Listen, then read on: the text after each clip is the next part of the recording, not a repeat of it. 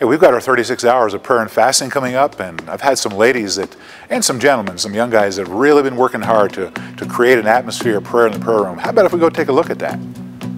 Blessed be your name in the land that is plentiful, where your streams of abundance flow.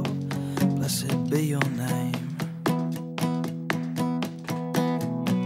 Blessed be your name when I'm found in the desert place. Though I walk through the wilderness, blessed be your name.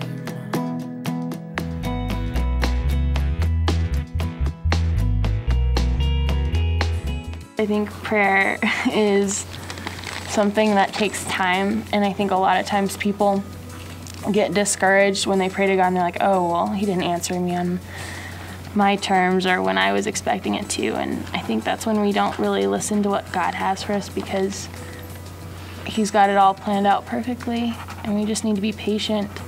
And this room is about writing up like verses and things that remind us that there is a promise that he will answer those prayers if it's his will, and that he is faithful. Prayer is the gateway to knowing who God is. It's communication, and knowing God is, you have to have a relationship with him. It's got to be both ways, and he can like speak to you through a sunset, and he can give you his law and the things that he wishes for us, like in the Bible. But if we don't communicate with him and let him know like what's on our heart and things like that.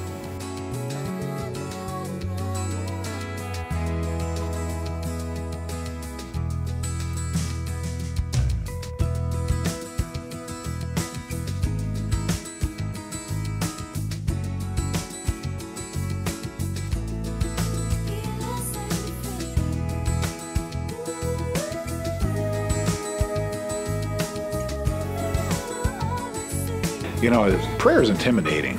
It really is. It's like, what am I going to say to God for 10 minutes or 50? What am I, for an hour? You got to be crazy. I can't talk to God for an hour. And it is intimidating. So they're setting this up in here with all these different stations. Over here, look at that. Look at the station of the cross, the station of salvation. And as they're putting this together, we've got a station of repentance. And we're going to have got the healing tree over here. But the beauty of it is there's going to be instructions for all this. So you don't have to just come in here and walk around and, oh, what do I do in here? But there will be instructions so that you know what to do, and it's going to guide you through. And I challenge anyone, try to go through this in an hour. It's tough at first, but once you get going and you feel the wind of his presence and you get to the summit, it is the most awesome experience, and we want people to experience that in this interactive prayer room. And we're going to splash out into the main auditorium with Desperation Wall. We're going to have a tree of healing to put your leaves of requests, and when God answers, you can put Post-it note apples on there to show God has answered. We're going to have a salvation wall. If you have folks, if you have family, if you have co-workers that don't know the Lord, you can write their name right on the wall. You get an awesome opportunity to fill this prayer room with your prayers, to write a letter to Jesus. What do you want him to do in your life in 2008? And then you take that letter, you seal it in an envelope, write your address on it, and then we hold it until right before Thanksgiving, and then we send it back to you, and then you get to see what God has done in your life in the last 10, 11 months. So it's going to be an awesome time, and we want young people to come. We want young adults.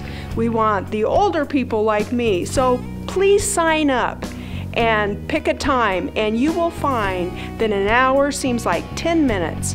You're my